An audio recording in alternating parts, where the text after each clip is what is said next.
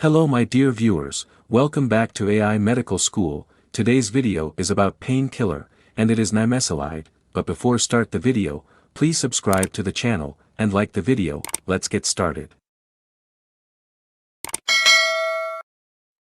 Nimesulide is non-steroidal anti-inflammatory drug, reported to be selective inhibitor of cyclooxygenase 2. It has been given by mouth or rectally for inflammatory condition, like fever and pain. Indications: Nimesulide is primarily indicated in conditions like bursitis, fever, gynecological infections, inflammation, osteoarthritis, pain, rheumatoid arthritis, tendinitis, thrombophlebitis, trauma. And can also be given in adjunctive therapy as an alternative drug of choice in ENT infections.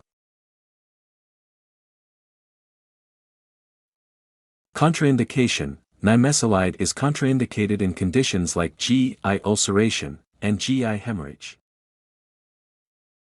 Now the side effects: the severe or irreversible adverse effects of Nimesulide, which give rise to further complications, include Stevens-Johnson syndrome, Lyell syndrome, and hepatotoxicity.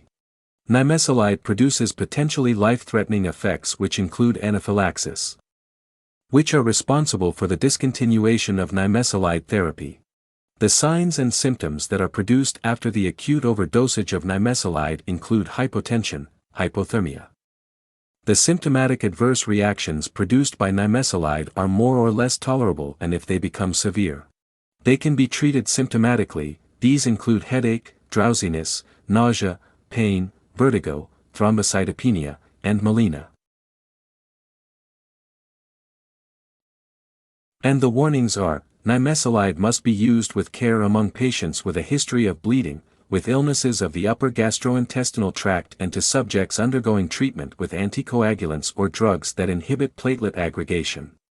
The patients must be under direct medical supervision while taking substances with limited gastric tolerance at the same time, since the drug is eliminated mainly through the kidneys.